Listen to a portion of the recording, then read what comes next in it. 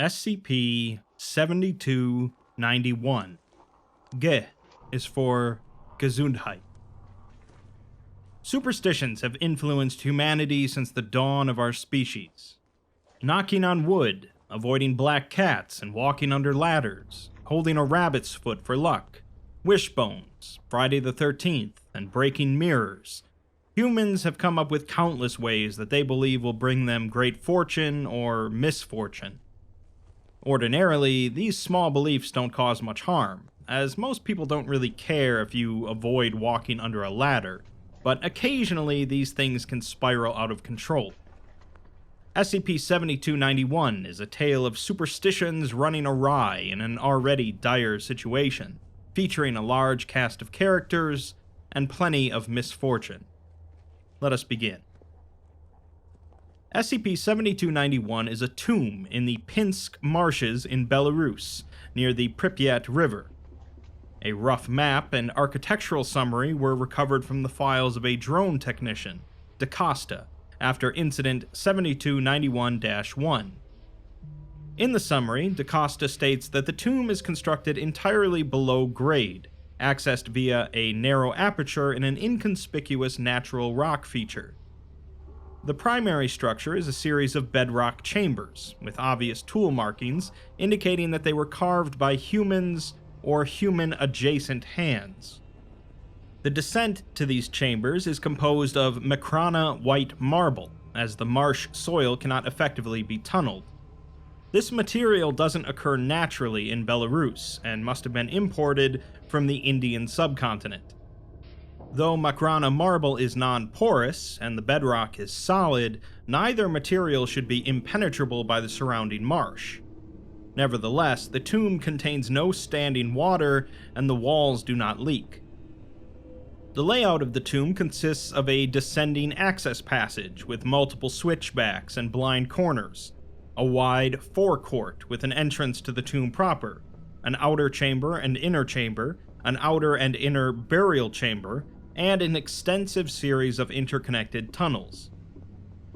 Exploration of the tunnels has yet to be completed, and over 20 kilometers of tunnel have thus far been mapped. The burial chambers are irregular, rough-hewn structures, each containing a single, undecorated sarcophagus and several niches obscured with rough plaster, which may or may not contain burial paraphernalia. The sarcophagus in the outer burial chamber was opened before the Foundation discovered the tomb, and the sarcophagus in the inner burial chamber, the lid of which is flush with the stone floor, was opened subsequently. We're surprisingly not given the description of the tomb's anomalous effect, with a RESA note telling us that the description has been deferred until the nomination of a new research team for this file, and completion of an internal affairs investigation into the two incidents. The tomb came to the Foundation's attention in September of 2022, after a series of unorthodox actions on the part of professional archaeologist Dr. Boris Salovey. Salovey was on a Foundation watch list after inadvertently uncovering an anomalous ruin beneath a building site in Minsk in 2010. Despite repeated amnesticization, Salovey continued to sporadically encounter esoteric materials unknown to the Foundation or mainstream archaeology over the succeeding 11 years.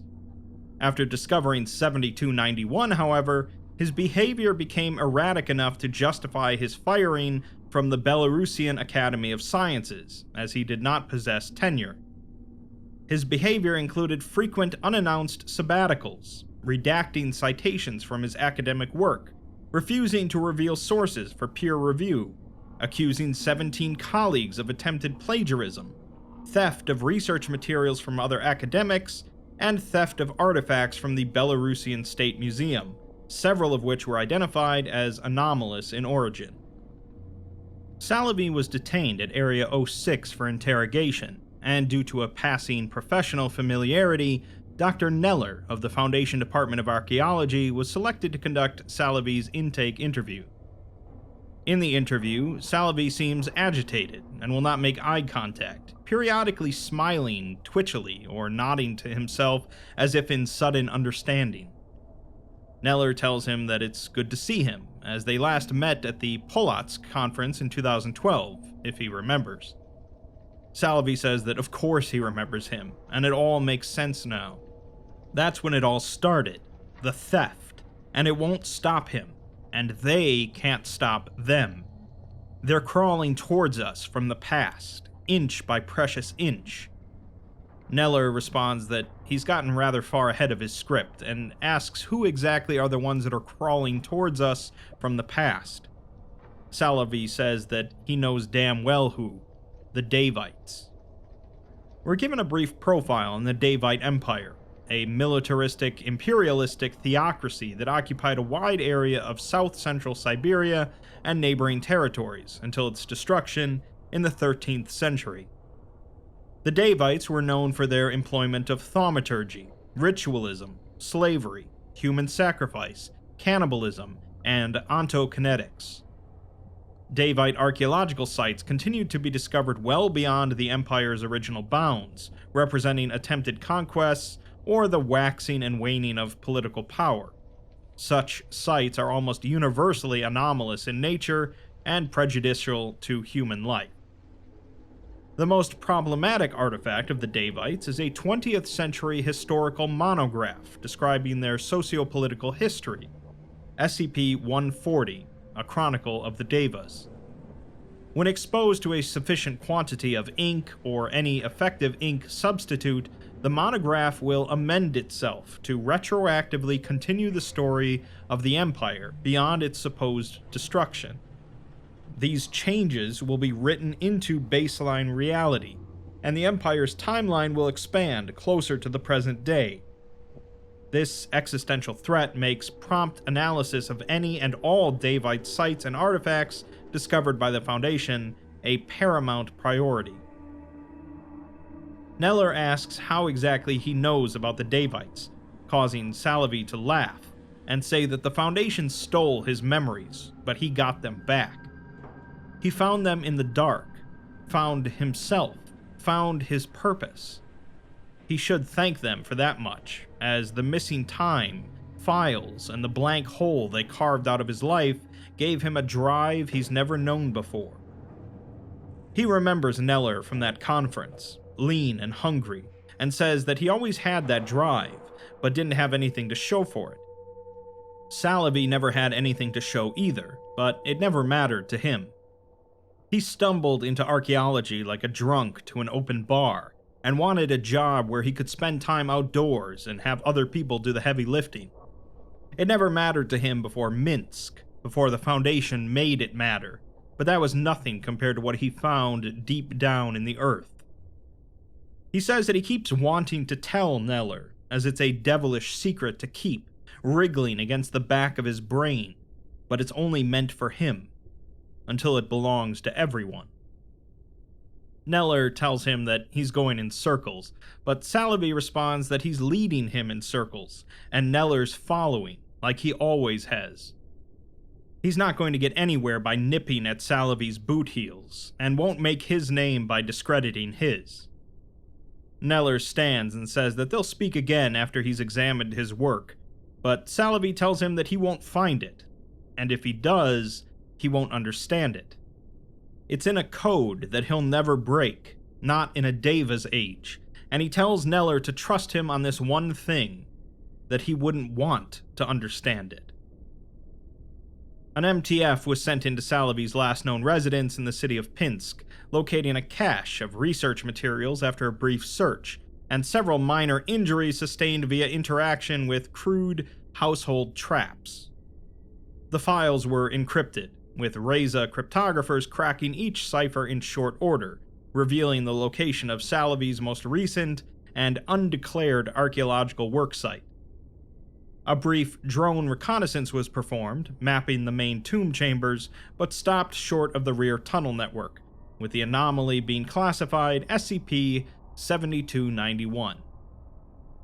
Repeated requests to the Department of Containment by Dr. Neller resulted in his nomination as project lead, at which point he quickly assembled a team and arranged their transportation to the Pinsk marshes.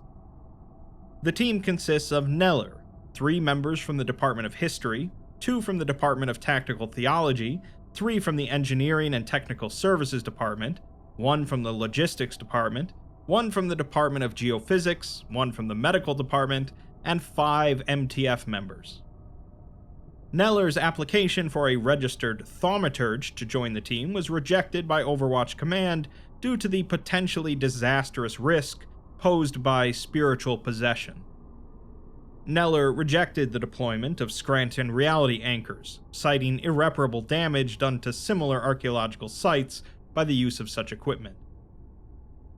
A temporary base camp was established at the mouth of the cave leading to the tomb entrance, where the team were outfitted with lapel cameras and radio transmitters. A second drone survey was then carried out, confirming the results of the first, and the entire group began their descent into the tomb.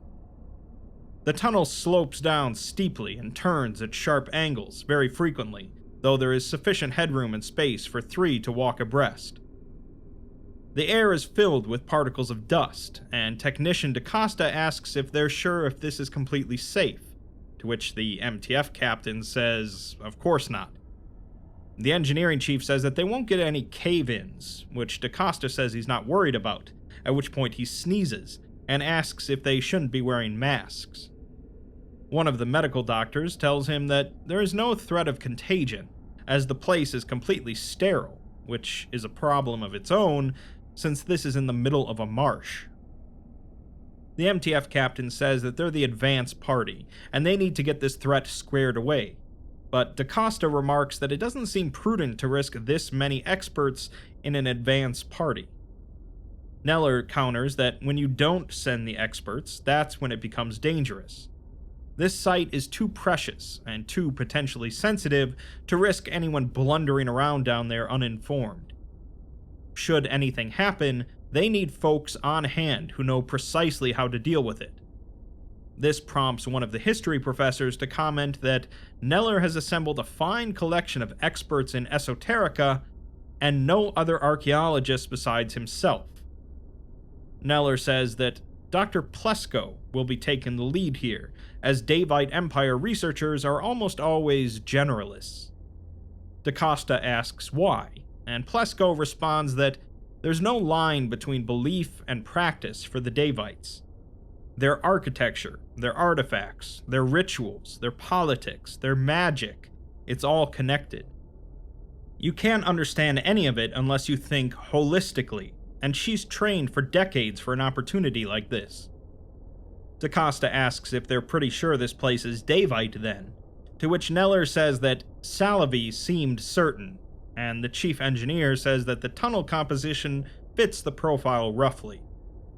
Plesko says that it's certainly not the Empire's best work, and would say that it was put together in great haste. In contrast, the chief engineer notes that stone imported from India and bedrock tunneling has never been described as hasty before. Plesko responds that she's speaking of the standards of a technologically advanced people for their ever-advancing day. They were experts at bedrock tunneling, and were fond of deep places. The team reaches the end of the descent and are standing in the forecourt. It is a large, roughly cubical cave room only decorated at the southern end, where an ornate entrance portal has been carved. Neller says that that's all conjecture, as the tomb could have easily been constructed by locals, using practices learned from the Devas, but Plesko doesn't think that's likely. The Devas didn't teach their techniques, and they didn't encourage literacy amongst their slaves. They were not great disseminators of information, though they did like to leave messages. She hesitates, though, and says that the matter is closed now, indicating an inscription above the doorway. This inscription wasn't on the original feed from the drone footage, and Booth, from the history department, says that it looks like ancient Davite lettering to his half-trained eye. Plesko confirms that it is ancient Davite, but when she asks if she should translate it, the other history professors say absolutely not. DaCosta asks why it wouldn't be safe, and Neller tells him that the Davites weren't above encoding curses into their carvings. Plesko says that they weren't above much of anything, but she believes this to be safe, as it's so far from the heart of the Empire, and so long ago. if a curse was laid, it will have long since lost its potency. Neller says that if the Orichalcos core on the drone didn't crack, there's likely no strong thaumaturgy around the entrance. Plesko proceeds to translate the inscription, which reads, "An omen of warning for those who would steal the secrets sequestered behind the Black Seal. Naught here will you find but what others have lost. Your vessels be emptied, and sanguine the cost." The MTF captain says that that's pretty standard spooky go-away tomb stuff, but Professor Booth is disturbed by the fact that Plesko could idiomatically translate ancient Davite on the fly, and more disturbed that her translation rhymes in English. Plesko says that it does rhyme in Davite as well, to which Booth says that that's much worse. Neller says that it's an odd sign, but the exploration does need to progress. The MTF will remain on high alert, but they should proceed. The two members of the Tactical Theology Department say that the import of the engraving is clear. They won't like the revelations they find, and the implication of mortal peril is quite clear. There's also the suggestion that this was sealed up to protect thieves from what's inside, rather than deter them from stealing it. One of the history professors says that there's nothing in Belarusian folklore about a black seal, while Plesko can think of half a dozen black seals in Davic culture. Booth notes that an actual black seal is notably absent from the door, but Plesko says that that's not surprising. They know that Salavi was obsessed, so of course he broke the seal and plunged forward. Neller says that judging by his manner, he's certain that Salavi was affected by a curse of some variety, possibly from breaking the seal. Plesko remarks that the vessels from the inscription is presumably a metaphor of their bodies, which will be emptied. The MTF captain takes that to mean that they'll puke their guts out, but Booth says that she's not thinking Davite enough. More likely, someone else will pull their guts out. They're interrupted as one of the MTF agents calls out to a cat nearby, sitting on its haunches beneath the doorframe and staring at the team. The rest of the MTF raises their weapons, with the captain asking if it's a Davite cat monster. Plesko responds that they had tree monsters and dirt monsters, but definitely not cat monsters. The Davites considered cats anathema and boiled them alive, disposing of their bodies in quarries by the hundreds. The captain takes aim at the cat, but it sneezes, surprising her and making her shot go wide. The cat disappears into the tomb again. Neller supposes that that was Salavi's cat, as he apparently chased it into the tunnels after he became convinced that it was spying on him for the Davites. In any event, he thinks that they can move on, and they'll make camp in either the outer or inner chamber, depending on conditions. He tells the rest of the group to keep an eye out for any more tomb monsters, and the chief engineer sneezes. A secondary team from the Engineering and Technical Services Department transported the team's equipment and a series of modular partitions into the outer chamber. They were then recalled and extracted for quarantine off-site in order to limit the number of potential exposures to the tomb.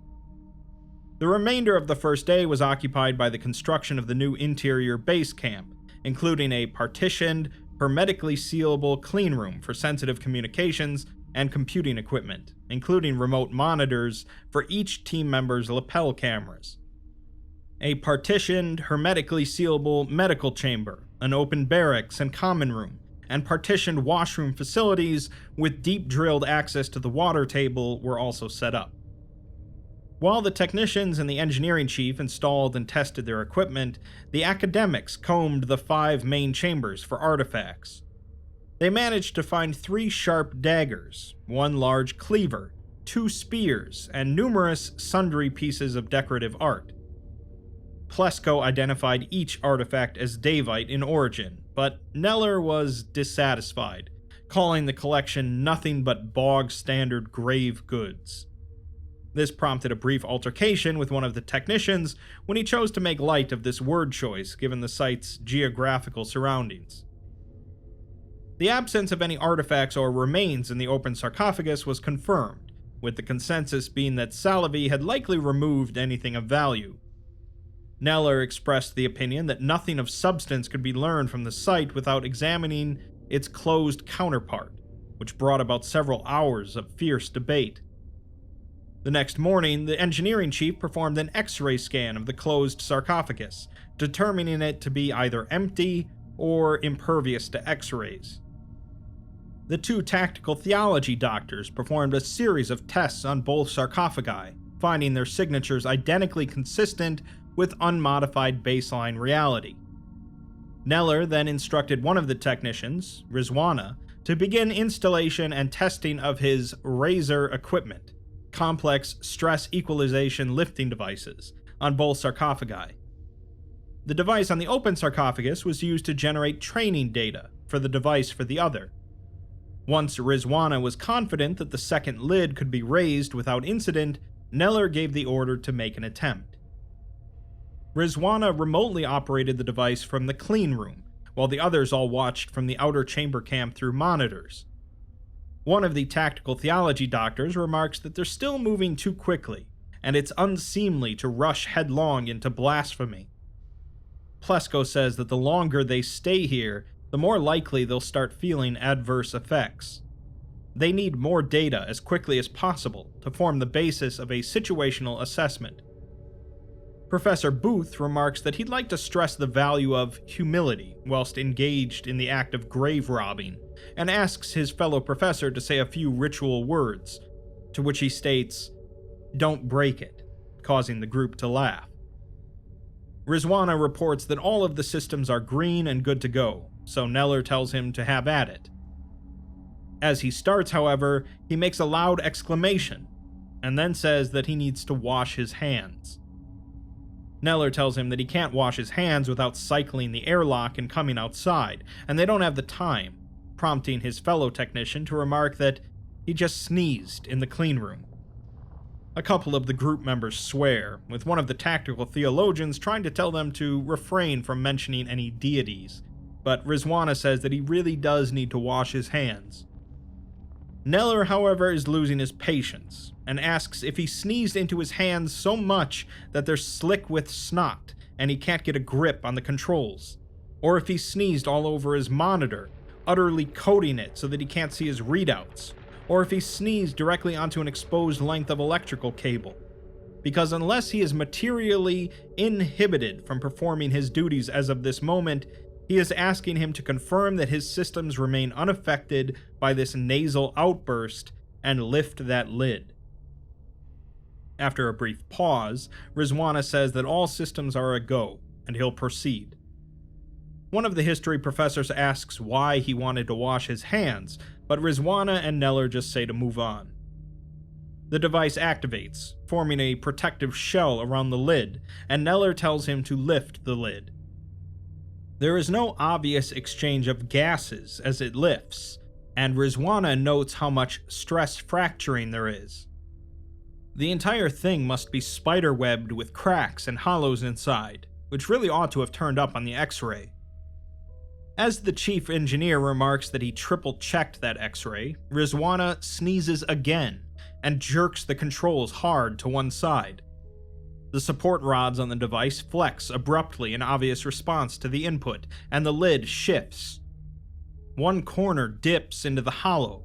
There's a series of loud cracking sounds, and the entire slab of stone breaks into multiple large fragments which tumble into the sarcophagus with a crash.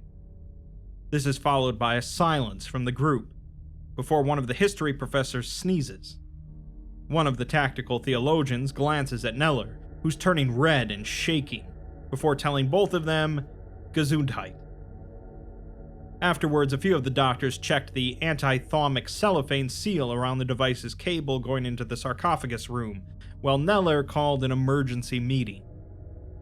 Neller is pacing back and forth in front of the group, and asks Rizwana if he is allergic to swamps, or dust, or perhaps the absence of dust in that perfect little working environment that they built at great expense for him. Perhaps it is the spirit of scientific inquiry that he's allergic to, or the grand collaborative project of acquiring knowledge on the contours of their ever-advancing past. รี้zwana, however, says that he should have let him wash his hands, and one of the history professors chimes in to say that he might be of assistance. Every culture has its own unique superstitions regarding the sneeze, and he assumes that รี้zwana is of the Hindu faith, so it's reasonable to assume that he was struck in the heat of the moment with a memory of the injunction against inaugurating any task of importance immediately subsequent to the act of sneezing. In India, the custom is to wash one's hands after sneezing, and if one does not, ill fortune is sure to follow. Neller swears and yells, stating that he checked every resume very closely before selecting the members of this team, and if the word imbecile had appeared anywhere on รี้zwana's, he's certain he would have noticed it. รี้zwana replies that he doesn't believe it, but in tense moments, you like to be sure. Neller says that he let himself get distracted by a fantasy, and he destroyed a priceless piece of ancient archaeology. The other doctors return, reporting that there's no Akiva or thaumic emissions from the coffin whatsoever. They don't think that there was anything supernatural to disturb in there, and it could have been empty like the other. The sheets remain clean, so far as they can tell, with no discoloration and normal readings. They're also not seeing any new pathogens either, although they'd expect to see something if there were ever a burial there. They won't know for sure without shifting the rocks, though. Plesko remarks that has D-Class written all over it, prompting one of the theologians to say that of course she would want to introduce slaves into a Davite environment, although she apologizes afterwards and rubs her temples. The chief engineer says that he's also unenthused at the prospect of shifting cursed rocks, and the theologian says that she's just really concerned about the theological implications here. They might not be in any physical danger, they might not be able to measure any new threat here, but this place was definitely sacred to someone at some point. It is a tomb, and it's been consecrated, although they don't know who it's consecrated to, but they'd be very surprised if it's anything that likes having its sarcophagi smashed about. รี้zwana says that they're all acting like he did this on purpose, and the member of the logistics department says that the evidence is strongly against him being able to do anything on purpose. One of the theologians tells him to lay off, prompting him to call him a God botherer, and says that he's sick of this qualitative nonsense. They've done their measurements and checked the metrics, and nothing's wrong. The theologian counters that he can't yet provide a scientific measure for deific offense after accidental sacrilege. DaCosta chimes in to say that the door is still open, so they should just leave and dynamite the place. The chief engineer, however, is not keen on being the fulcrum of an act of historical vandalism, and votes against using them. Neller, however, says that as the man with the letters patent from Overwatch Command, he reminds them that none of them have votes. He's going to radio Overwatch for instructions, and he will inquire about D-Class requisition. The quartermaster says that seems like his department, but Neller says he wants something done here correctly for a change, and tells him to triple-check his stocks. He wants the rest of the team to keep looking for finds or analyzing architecture, and no one is to return to the surface until he says so. He definitely doesn't want some civilians spotting them and scuppering the entire dig. The MTF captain tries to argue that the upstairs base camp is well concealed, but Neller tells her to shut up and do as he says. After a brief silence, he says that this is still the finest para-archaeological site in Belarus, and he'll be thrice goddamned if they leave it empty-handed. Later, Neller subsequently reported to the team that Overwatch Command had instructed them to remain at the site for the time being, and to follow his orders to the letter, meaning to continue searching and monitoring the accessible portions of the tomb, awaiting the arrival of D-Class personnel. 3 team members reported difficulty falling asleep that night, so the medic gave them sleeping aids. At 1:32 in the morning, while the majority of the team slept in the outer chamber, the entire tomb was rocked by a violent explosion, which deposited dust and small stones on every exposed surface. The clean and medical rooms were unaffected, as their partition walls shored up the cave ceiling, but significant equipment damage was suffered across the remainder of the camp. No injuries were reported, though the dust content in the air increased significantly. The captain of the MTF investigated the source of the explosion, finding the forecourt now filled with an insurmountable wall of rubble, from which the communications cable to the surface camp emerged, and which was stained with blasting powder and residue. The team gathered for a meeting, with a technician reporting that there's no signal back to the surface, and the chief engineer reporting that he believes that there's enough space between the stones for oxygen to get through. Additionally, while examining the rooms, he found some thin shafts cut diagonally into the walls that should function as air holes, so they should be fine, assuming they don't stay down here indefinitely. The quartermaster says that there's no way they can stay indefinitely regardless due to their supplies, although they're good for a while. The cat from before then appears, regarding the team evenly, and the captain moves to take care of it, but Neller tells her not to burn off air with unnecessary gunplay. The captain says that they do have more dangerous things to hunt anyways, as someone used blasting powder to bring down the entranceway, likely someone in this camp. The chief engineer heads over to the cat and begins petting it, as it purrs. Professor Booth wonders why someone would seal them in, with one of the theologians suggesting that maybe someone here doesn't want to walk away. The cat suddenly sneezes, causing the chief engineer to recoil in surprise. The other history professor shouts for them to seize the engineer, but no one moves, so he explains that the chief is the demolitions expert, and no one else knows the first thing about blasting. He's the only one here who could take down a wall without bringing down the whole cave. The captain admits that she doesn't recall seeing the chief in his bunk last night. The engineer responds that he was there, however, and asks what reason he would have for blowing up their only way out of here. The history professor says that he doesn't think it had anything at all to do with reason, as he's beyond reason now. It's about the sneezing, as first รี้ζουάνα sneezed and then immediately fouled up a foul-proof system. He wagers that รี้ζουάna's second sneeze was just for show, and he purposefully broke the seal. Then the chief sneezed, and a few hours later causes a worse disaster of his very own. รี้ζουάνα defends himself by saying that it's dusty as hell down here, and even the cat is sneezing. The professor, however, says that, like he said before, every culture has their own unique take on the sneeze. The cult of the mystic Archeom of Sluk from the Principality of Poltosk believes that a sneeze in a profane place signifies possession by the unhappy ancestral dead. Professor Booth counters that they also believe that cat urine is a potent sedative, and asks him if he's in desperate need of another tranquilizer, as they have a cat close at hand. The chief engineer, however, mentions that his grandmother always told him that when you sneeze, demons can get inside, and the Davites were demon worshippers. Dr. Plesko steps in to say that that's a gross mischaracterization, sparking another argument between her and one of the theologians. The captain of the MTF asks which one she should shoot first, to which the history professor says to shoot the chief, as he's lost, along with รี้ζουάνα. He asks Plesko what the inscription had said, recalling the words, "Naught here will you find but what others have lost.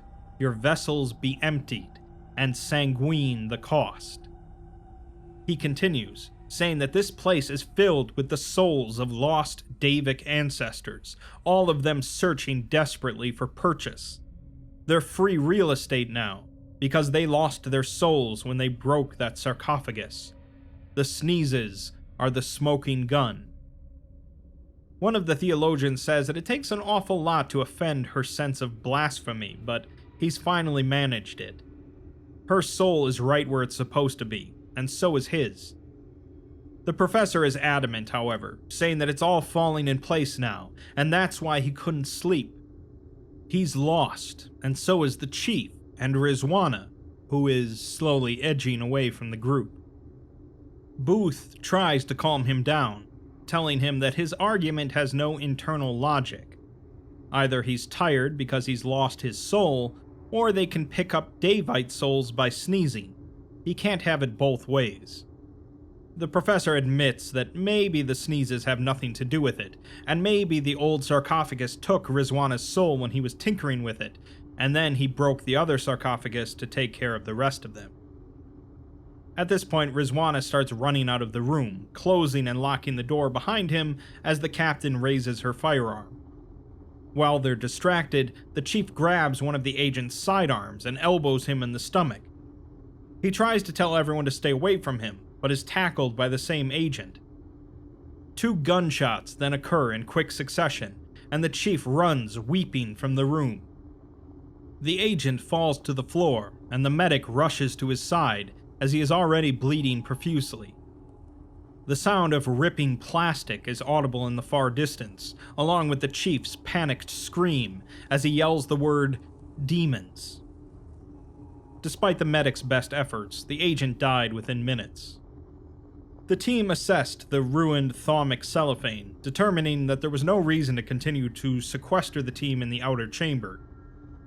Captain Cassidy established an emergency security cordon at the entrance to the rear tunnels with her remaining agents, while Rizwana refused to open the cleanroom door.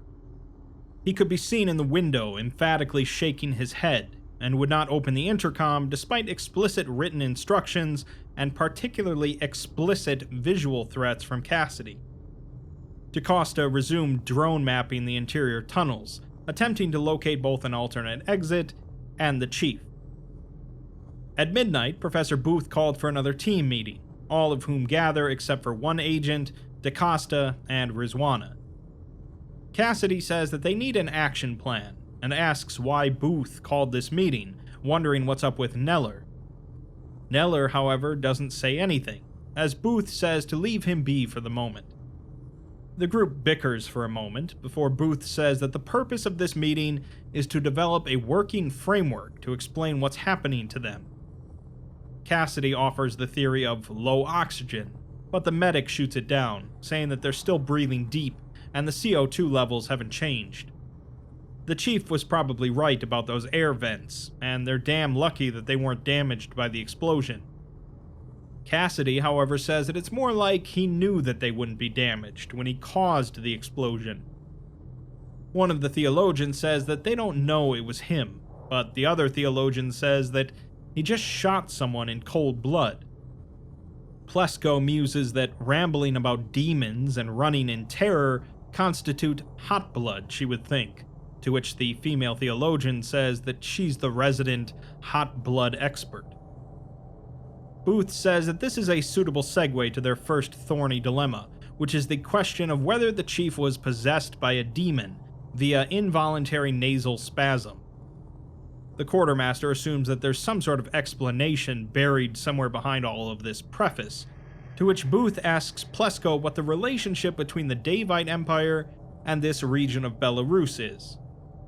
Plesko explains that they were here for a period not exceeding 1 year in the 12th century.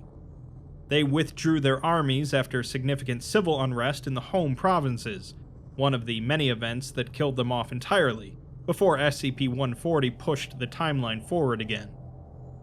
The prevailing theory for why they gave up Belarus is economic, too costly to remain for too little material gain.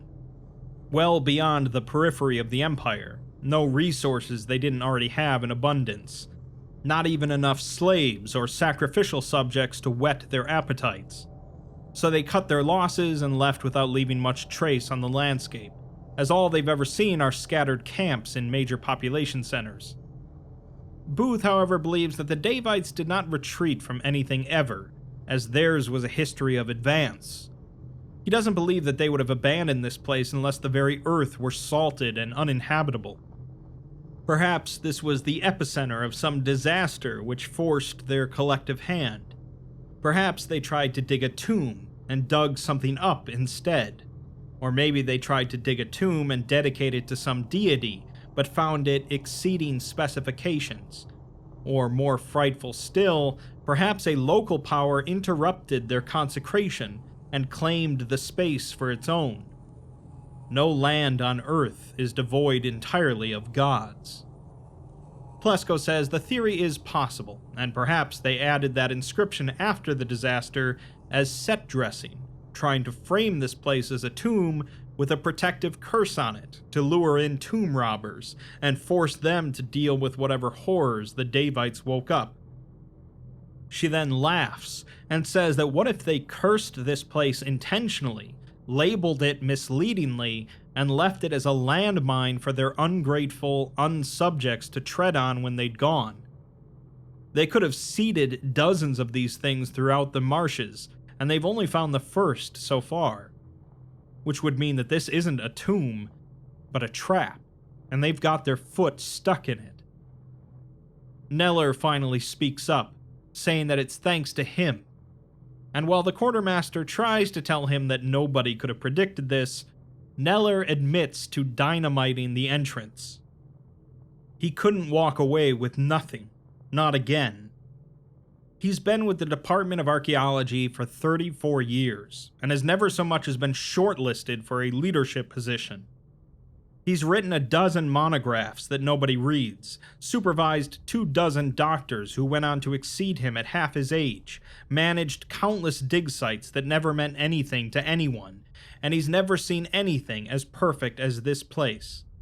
It has all the signs, as Salavi found something in the first sarcophagus, and he was meant to find something in the other. There were secrets, and some of them are still there, waiting for them.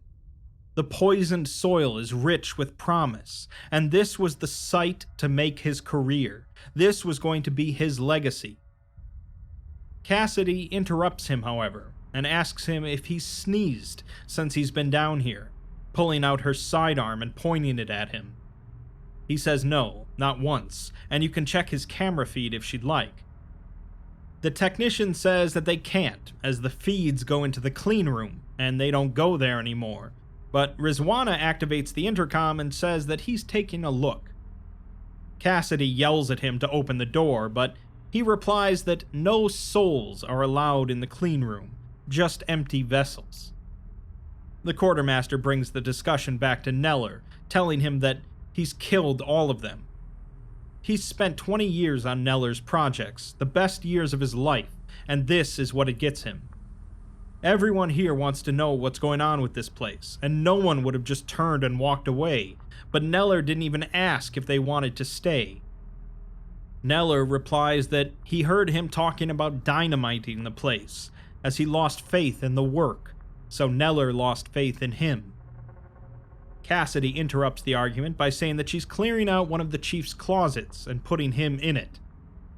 Professor Booth says that if Neller performed his act of method faith without the benefit of an ancient curse, they are faced with the possibility that the chief's moment of weakness was an isolated outburst. Cassidy balks at his usage of the phrase moment of weakness, but says that as of this moment, she's in command of the dig site. They're all going to sit tight, stay in the camp, and wait for Harma to show up with the D-class. They'll see the entrance is compromised and dig them out. Neller, however, says that they won't, and nobody's coming. He told Overwatch to quarantine the area and not to come down until either they receive an all-clear or 30 days have passed, which is the extent of their rations. He apologizes, but the room bursts into activity, and the quartermaster swears and shoves Neller. Cassidy moves to the weapons locker and grabs a pump-action shotgun, telling the others that she's trained in crowd control. Neller stands and says that it doesn't matter who did what, it matters why. They all want the same thing right now, to find out what's going on in this tomb, how it works, and how they can protect themselves from it. Learning the secrets and surviving the next 4 weeks are the same thing. Cassidy interrupts him by pumping the shotgun, as Booth tries to turn the conversation back to the original purpose of this meeting. He, however, is interrupted by Neller suddenly sneezing, prompting an agent to shout for Cassidy to shoot him. Neller suddenly cries out in pain and shock, clutching at his forehead before toppling backward, striking his head on the edge of the bench with a loud cracking sound. There is blood and hair left on the bench as he strikes the stone floor, and the second cracking sound is significantly softer and wetter. Cassidy looks down at the shotgun in shock, as she has not fired it. Neller weakly asks for someone to say �esundheit, but as the medic rushes over to him, he passes. Cassidy shouts at the quartermaster that he gave him a heart attack, to which the quartermaster counters that she's the one with the shotgun. The medic, however, says that it wasn't a heart attack, as he reached for his head, and she thinks that he burst an aneurysm. The theologians point out that it occurred right after he sneezed, to which Booth says that this is just further evidence. Neller was not a young man, and so if whatever malign influence pervades this place was trying to enter into him at his moment of weakness, it may have been too much for his system, and shocked him to death. Cassidy turns to the medic, who asks if she wants her to perform a post-mortem demonic possession rejection test. The theologians, however, say that they do actually have something like that at Tactical Theology, but they didn't bring it along.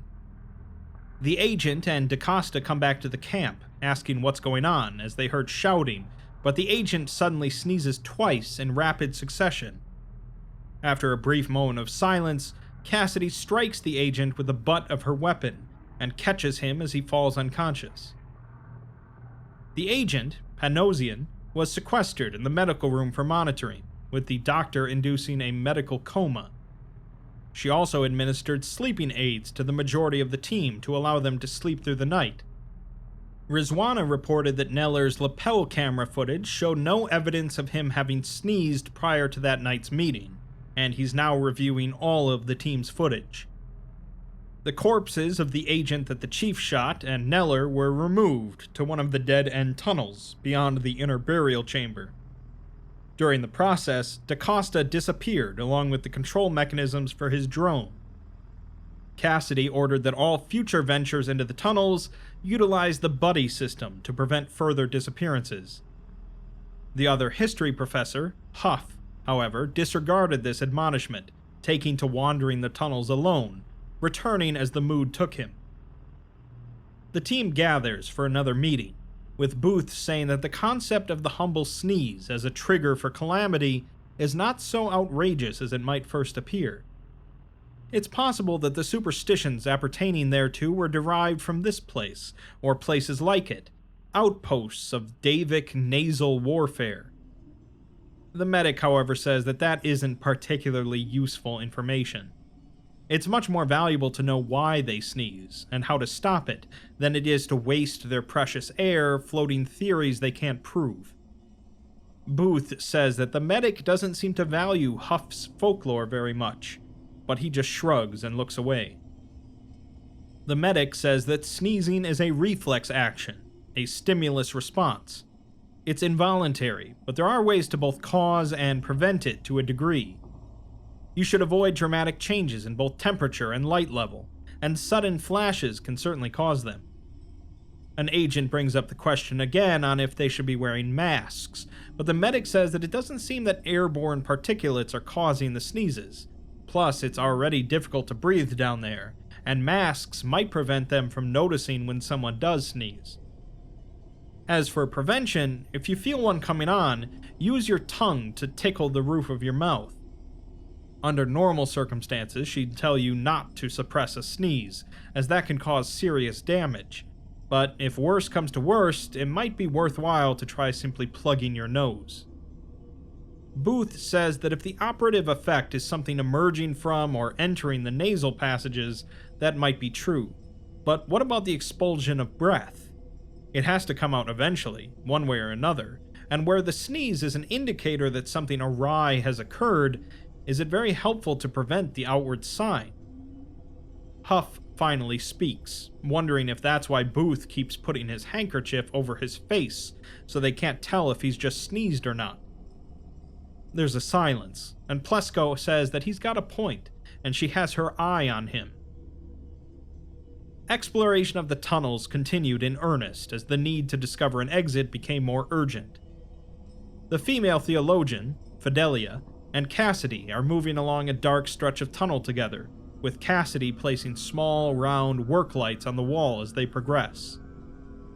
Fidelia mentions that the idea that your heart stops when you sneeze dates back to the Renaissance, so when we say God bless you, we're actually speaking straight to the heart. Cassidy bluntly responds that she didn't request this information, but Fidelia continues, saying that some people say it really started during the Black Death, but she's not so sure. She's seen equally good arguments for people becoming less and more religious during that period as a result of trauma, and the cited sources are spotty at best. For a time, the standard protocol was to perform the sign of the cross whenever you sneezed, an edict of Pope Gregory. Cassidy calls out her name, and she apologizes, saying that Booth's last meeting really got her thinking, and they need to work this through. She wonders at a man as steeped in academic rigor as Neller succumbing so completely to superstition. He used his last moments on Earth to complain that nobody wished him good health, as that's what Ĝesundheit means in German. It's not particularly religious, just magical thinking, but Cassidy cuts in to say that religion is magical thinking. After a silence, Cassidy says that when she comes up with the retort, do them both a favor and just imagine her reaction. Meanwhile, the male theologian, Maximo, and Agent Valenti are exploring an exceptionally dusty tunnel, with Valenti forced to brush dust off the walls before affixing his work lights. Maximo says that he still worries that there might be some sort of local trigger for these phenomena that they don't know about, and wishes that he could pick Huff's brain. Valenti says that he saw Huff in one of these tunnels earlier today, staring at a blank wall. He asked him why he didn't at least go stare at something interesting, to which he said, "Nothing is interesting." Maximo explains that he's absolutely convinced that he has no soul now, to which Valenti says that so is he, but for different reasons. Maximo asks if he doesn't believe in them, which he doesn't, and he says that that's sensible. Valenti is surprised, since Maximo is a pastor, but Maximo wonders who keeps telling people that they're pastors. He tells him not to give up on Huff, or anybody, because if they keep muddling around, in their own ways, they're bound to stumble over a solution before too long. Valenti still likes to think that they'll make it out of this all right, because, after all, the cat sneezed. It didn't come up at the meeting, and he felt silly bringing it up, but cats sneezing is good luck. Dr. Plesko is accompanying Agent Russell on the same task, remarking on how breathtaking a cavern they're looking at is. It's completely filled with fossilized plant matter, and a massive tangle of roots and gnarled trunks stretches from the floor to the distant ceiling, all of it coated with a thick layer of dust. Russell asks what's so breathtaking, and as Plesko starts to explain, she pinches her nose and comments on how dusty it is in here. She says that it's the remains of a small army of tree golems, the hands that worked these tunnels. They weren't human at all, and she hopes that they get out of this so she can get specimens back to the site with proper lighting. Russell removes a work light and says that they can probably improve the lighting here a little bit. Before Plesko can call out and stop her, Russell activates the work light on the wall, illuminating the curtain of dust falling between them. The camera view is obscured, and a loud sound is heard, followed by silence. Plesko tells Russell to wait, but is interrupted by the sounds of struggle and muffled screams, followed by a gunshot and silence. Plesko returns to camp with a dislocated arm and defensive wounds on her exposed skin. She states that Russell had sneezed, then immediately attempted to strangle her, and she had been forced to engage in violence to protect herself. She eventually got a hold of Russell's firearm and discharged it, but she's unsure if Russell survived, as she immediately fled as soon as the shot was fired. Plesko's lapel camera had been damaged during the struggle, and was now non-functional. Technician Gill was sent to recover the cameras on Neller and the dead agents' corpses, but they were found to be missing.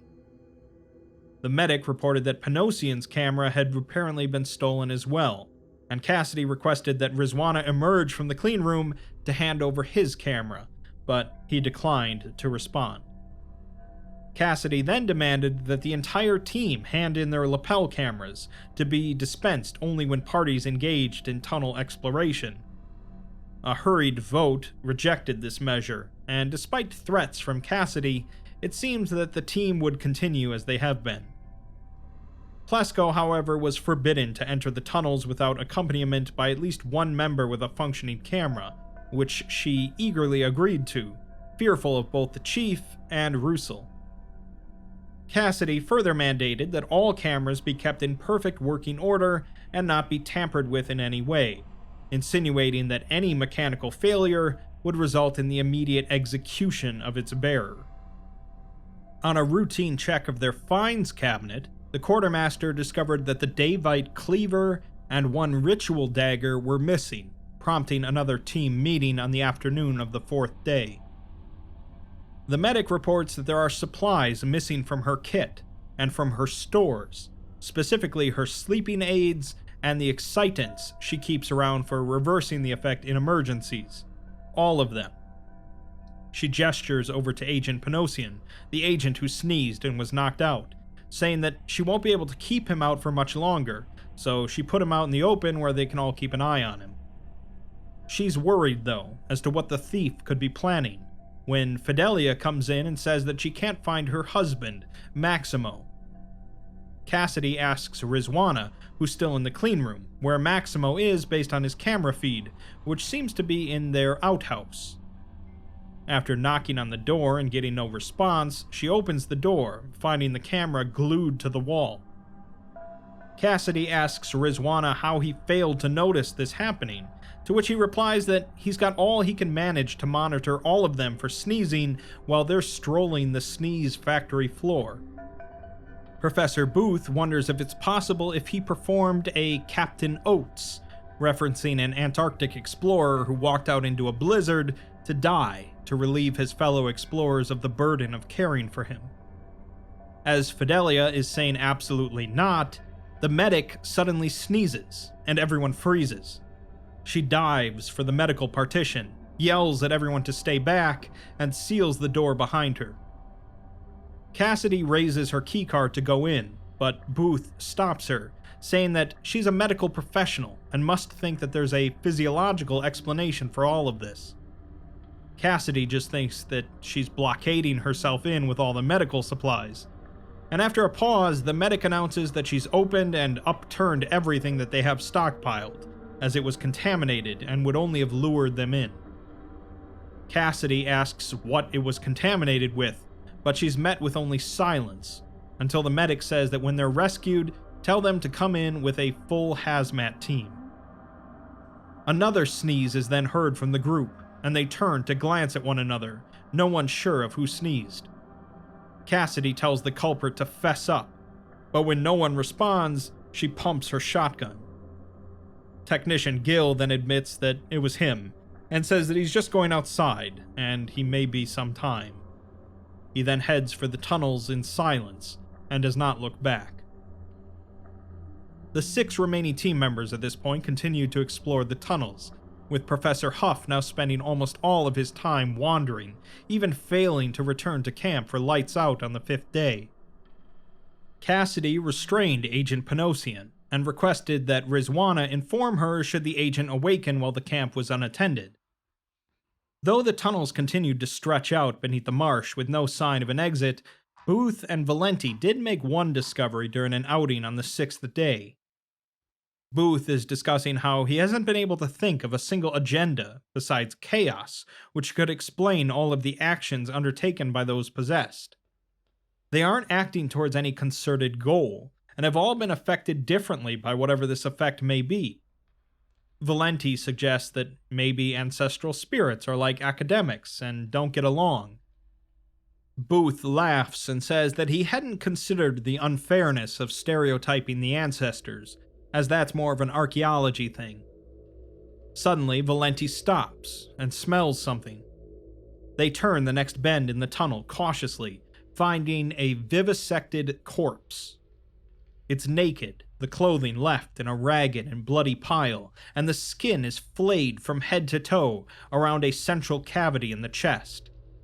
Organs and veins are arranged on the stone floor in unfamiliar patterns suggestive of lettering, with the spaces between carefully linked by streaks of blackened blood. Valenti immediately vomits, and Booth presses his handkerchief into his face. Then the Davite cleaver that was missing appears on Booth's camera feed, slicing out of the darkness.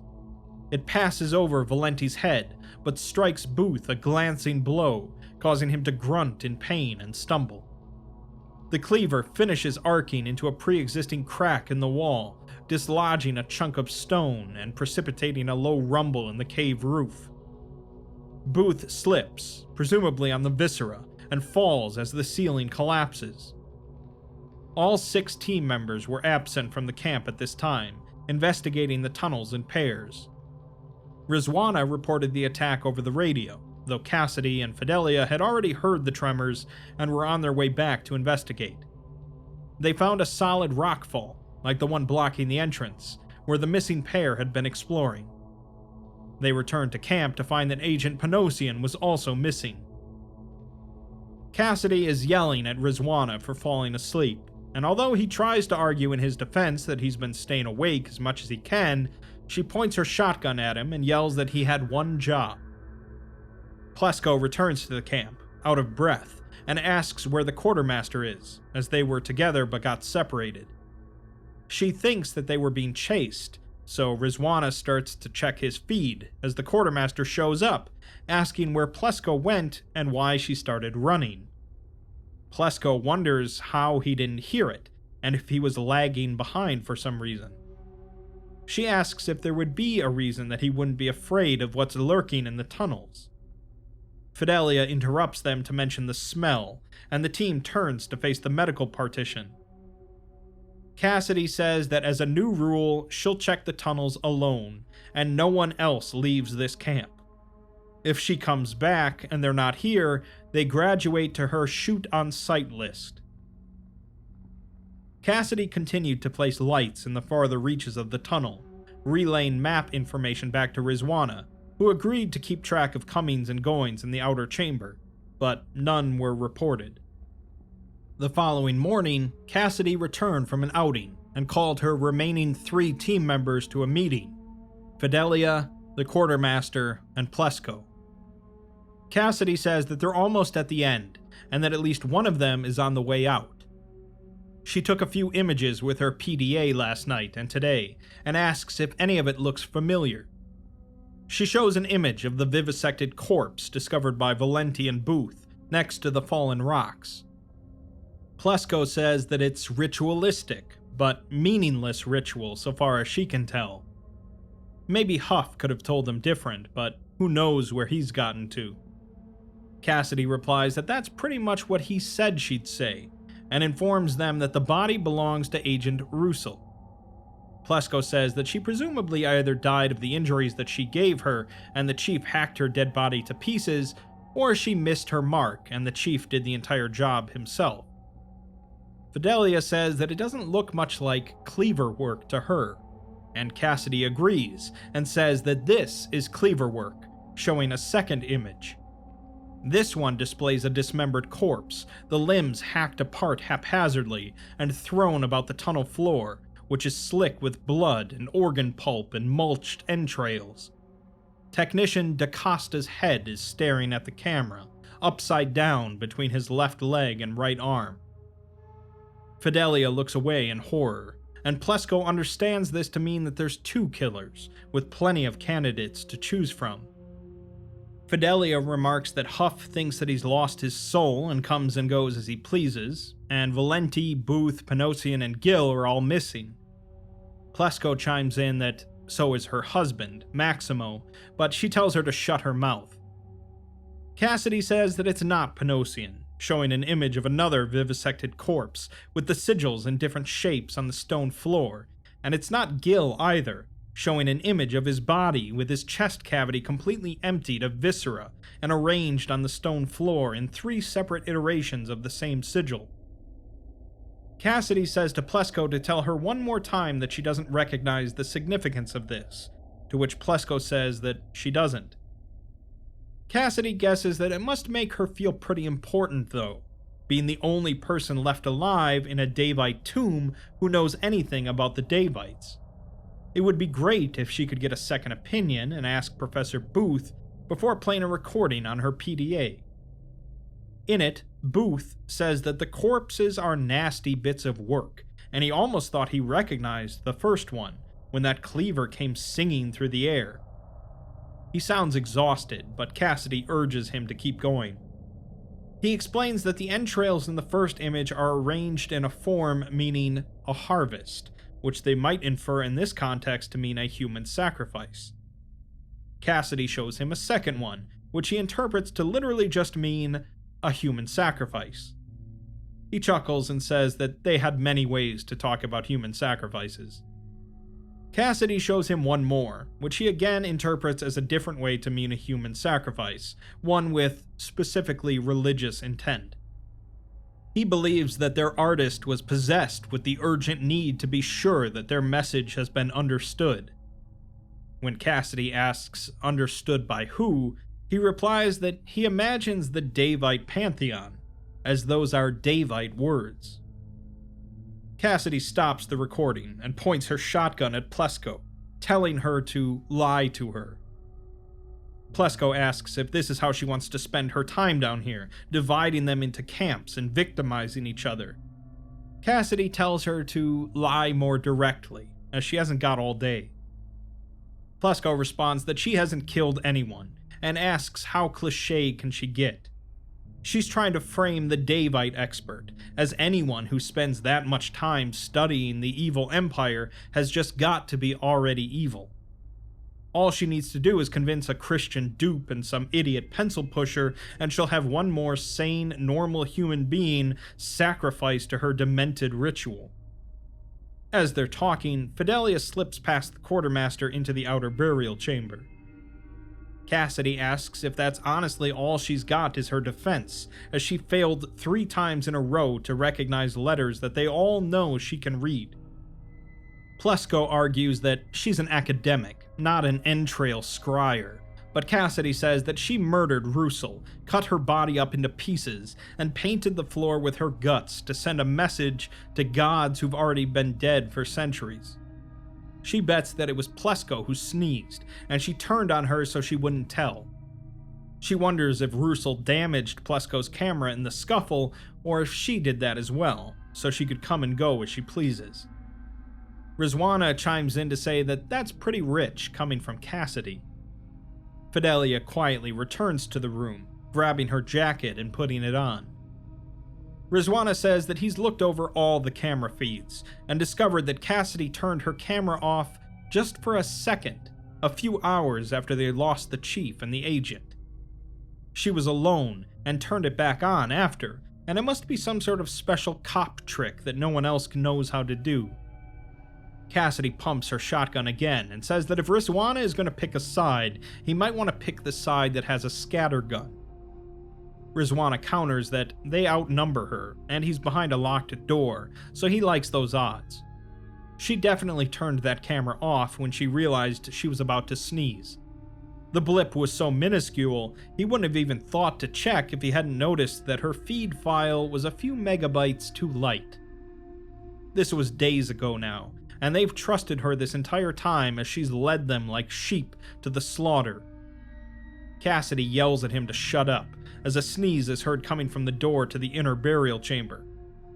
Cassidy wheels around and fires the shotgun, blasting the quartermaster directly in the face and killing him instantly. The cat, which was standing behind him, rears back and hisses, before sneezing again and bolting. Cassidy stares into space for a moment, before pumping the shotgun again and blasting the locking mechanism to the clean room. Plesko says that they need to get out of here, as her and Fidelia escape out of the chamber past the quartermaster's remains. Plesko runs past the sarcophagus in the outer burial chamber, while Fidelia lags behind as a second shotgun blast is heard. A hand rises up out of the sarcophagus, and Fidelia grabs it, pulling Maximo up to a sitting position. She asks him how he feels, to which he says like somebody buried him alive, or rather, dead. Fidelia peeks into the outer chamber just in time to see a burst of blood and gore strike the inside of the clean room as the shotgun fires another time. She turns away and helps her husband out of the sarcophagus, telling him there's no time to talk. They hobble into the empty inner chamber, followed by the inner burial chamber where the collapsed sarcophagus is. The sound of Cassidy re-pumping the shotgun is heard from behind them. Maximo says that he feels like he missed something, to which Fidelia says a few days and a half-dozen meals, but he'll cope. She used the last of the medic's excitants to wake him up, and it's probably going to hit him like a freight train in a few hours. He asks why he was down, to which she says she drugged him and buried him like the kings of old, like a deva, before laughing. He asks why, and she tells him it was because she loves him, and he can't sneeze in REM sleep. As they round a corner into the tunnels, the shotgun discharges from far behind, chipping away flakes of stone from the wall near them.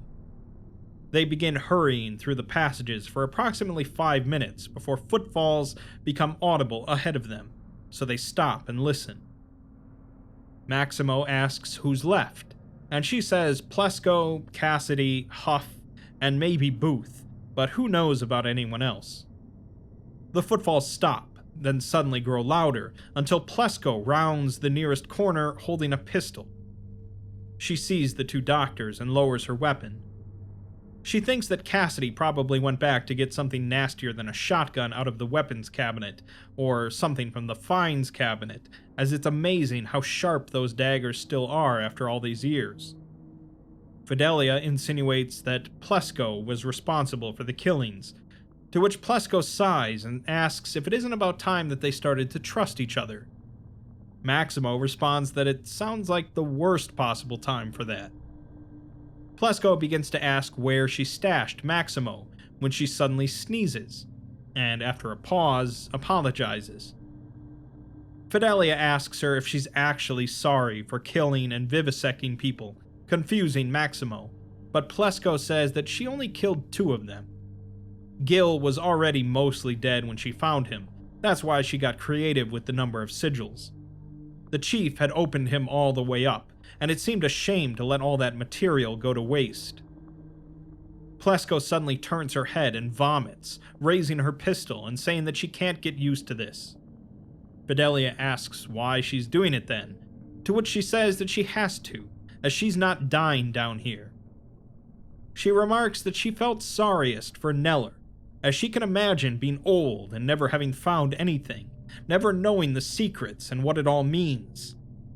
She could see herself in his shoes, 20 years from now, desperately clinging to every chance at a new dig site, like it's the last lifeline on Earth.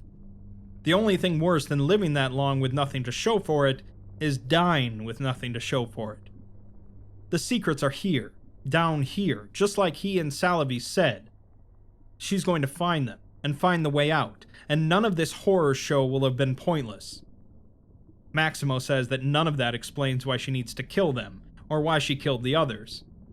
Plesko explains that first of all, Cassidy was right, as she's had a few solid sneezes so far due to having a wicked dust allergy.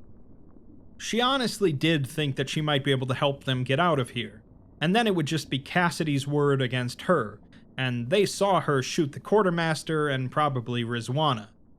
They could have walked away from this, the 3 of them, and they would have dumped Cassidy in a deep hole at Site 06. Fidelia says that she could just not do this, as there's no reason to think it's accomplishing anything. Plesko says that the risk is too great, but Fidelia brings up the risk to her soul. Plesko remarks that if Huff was wrong, and she still had hers after they broke that sarcophagus, well then she sure as hell doesn't have it now, and she doesn't miss it all that much to be honest. Maximo begs for an explanation of why she needs to kill someone just because she sneezed. She doesn't sound insane, just sad. Plesko explains that she lied when she said that the ancient Davites didn't have any superstitions about sneezing, and she's surprised that nobody, particularly Booth, called her out on that. They had superstitions for everything, and sneezing to the ancient Davites meant that you were faced with a choice: sacrifice or be sacrificed. Everyone else came down here with their extraneous cultural baggage, and she came down here with a crystal clear set of instructions. She didn't want to believe it, and sure as hell didn't want to act on it, but when she saw that look on Russel's face and knew she was about to pull the trigger, that one was easy. Fidelia surmises that she came back to camp early, while Rizwana was asleep, and dragged Panosian out to tear him apart. Plesko reaches behind her back and grabs one of the Davite daggers, which gleams in the worklight glow. She says that that one was hard, as he woke up when she started cutting, and she won't ever forget the sounds he made. Fidelia says that she won't ever forget them either, to which Plesko says that it's much, much better than Neller got. She's interrupted, however, by a spear tip running through her left shoulder, causing her to stumble forward as she clumsily turns. Professor Huff drives her back along the passage and yells for the doctors to run, which they promptly do. Plesko falls to the ground, cursing, and fires her gun twice as the three flee around the corner. One bullet embeds itself in the ceiling, it rumbles, and a cloud of dust falls down. She sneezes again and screams as the cave collapses on top of her. The three survivors stare at the impassable rock fall, and Huff hunches over, clutching his chest. The two doctors say that there's no going back now, but Huff tells them to buck up, as they're in the final stretch and there's no reason to lose faith now. Fidelia says that he's awfully chipper for a man who lost his soul, but he replies that he got it back.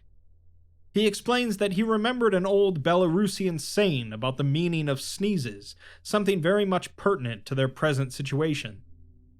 The Archaeom of Sluck believed that outside of profane places, in a natural or sacred setting, sneezing is a way for one's soul, one's true soul, to return to the body.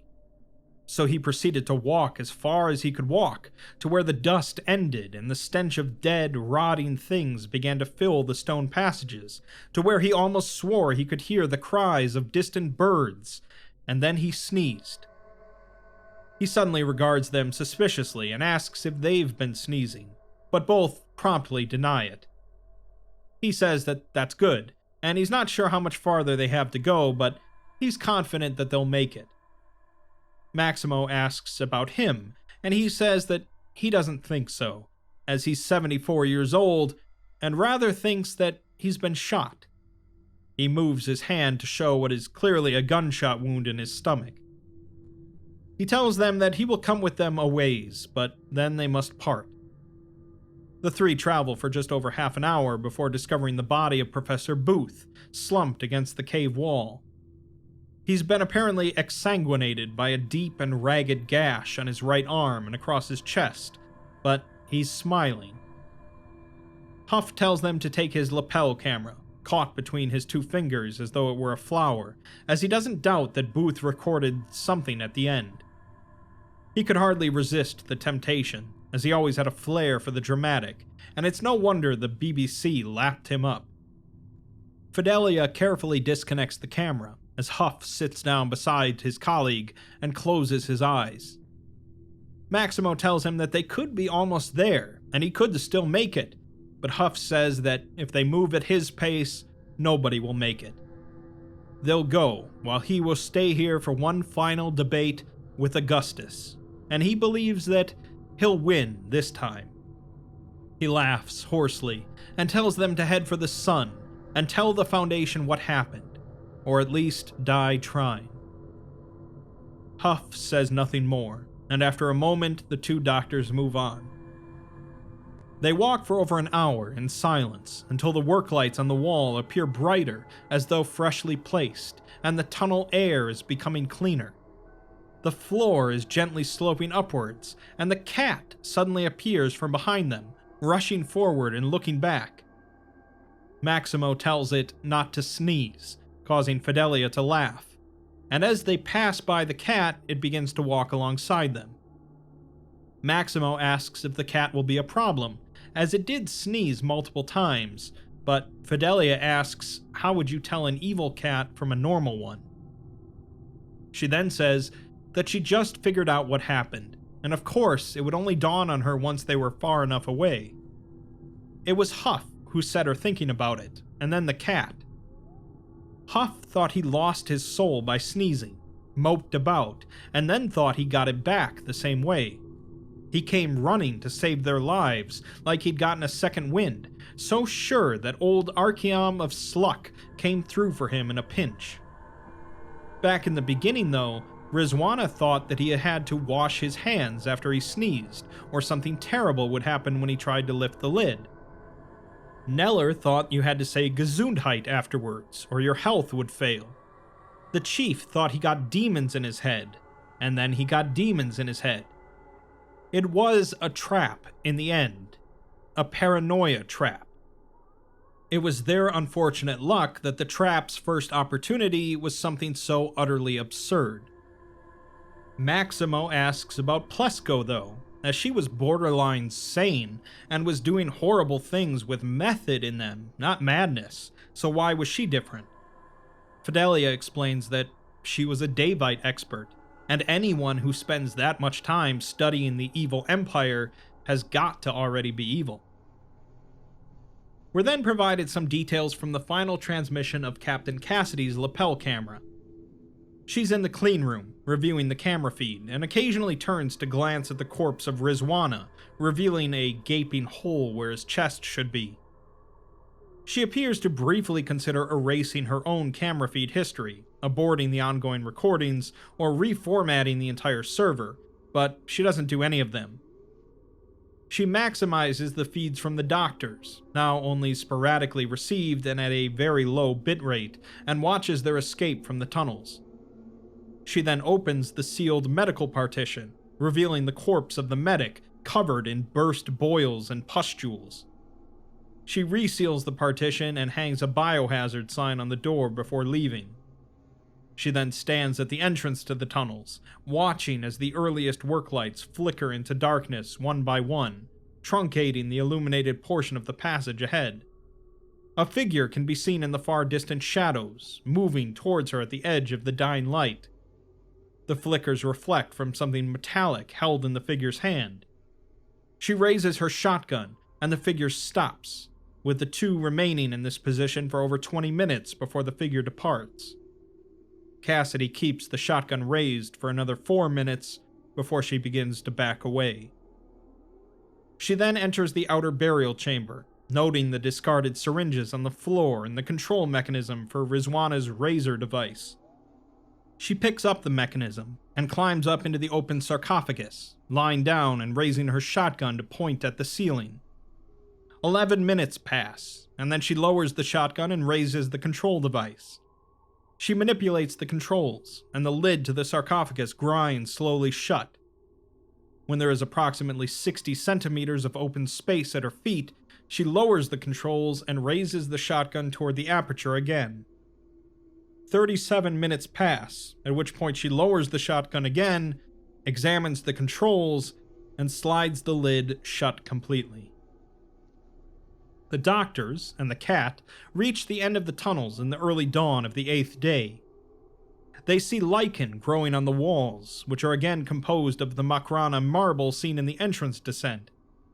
The switchbacks are becoming more regular as they ascend, and the distance between the work lights is farther apart. Fidelia notes that she thinks she can smell the swamp, and Maximo says that he can hear it, and it's getting warmer too. They turn the corner and are suddenly confronted with unfiltered daylight, emerging from the tunnels at sunset. Maximo blinks rapidly in the light before sneezing, to which Fidelia says, "God bless you." Maximo asks if that will be enough, and Fidelia says that she's sure it will be, because they believe. The doctors were extracted from the site just minutes after their emergence, as Valenti had escaped 20 minutes prior via the same route, and hiked back toward the quarantine post until he was able to make radio contact. All 3 surviving team members were airlifted for emergency medical treatment and quarantine. The cat was released to Fidelia's custody, subsequent to her debriefing. The reopening and recontainment of the site, primarily via remote manipulation, revealed a number of corpses. Chief Strand had expired from dehydration, Professor Huff from an infected gunshot wound, Captain Cassidy from suffocation, and Dr. Plesko from legs crushed by falling debris and an apparently self-administered insertion of a Davite ritual dagger into her thoracic cavity. Fidelia was summoned for a debriefing by the head of tactical theology, Dr. Liner, once well enough for intercontinental air travel. Liner trusts that Maximo is healing up well, to which she says that chemical cocktail put one hell of a strain on his system, but it was worth it. Liner notes that her vocabulary seems to have become more colorful in the interim, and she says that she's seen the gradations of sacrilege up close and personal now, so the little things don't seem quite so terrible. He's sorry that she had to learn that way, and moves the discussion to the tomb, calling it a Paranoia tomb. He says that it's ontokinetic, meaning reality bending, but she says that it may have imparted ontokinesis on those within it, one or the other, affecting perceived reality, personality, almost certainly probability as well. Neller and the medic gave themselves medical conditions, and Valenti escaped because he thought a sneezing cat was lucky. Liner says that that's almost offensively unlikely, to which Fidelia says that the entire thing is offensive, as it's a direct assault on the concept of faith, and other things. Liner says that in her report, it seems that Panosian had the worst of it, as Armenian tradition holds that a second sneeze negates the bad luck of the first. He likely would have been fine, since he believed that and forced himself to sneeze twice instead of only once. Fidelia, however, thinks that the medic takes the cake, since she died of bubonic plague, probably just from remembering a schoolyard song. She's going to have a hard time living with this, though, as 14 people died because a few of them sneezed at inopportune moments, and they all just generated a mini cult around the vague concept that sneezes were somehow obliterating their humanity, and it became true. Liner says that now she understands their blanket policy against releasing the cause of death to family members, but there is one more loose end to tie up, though.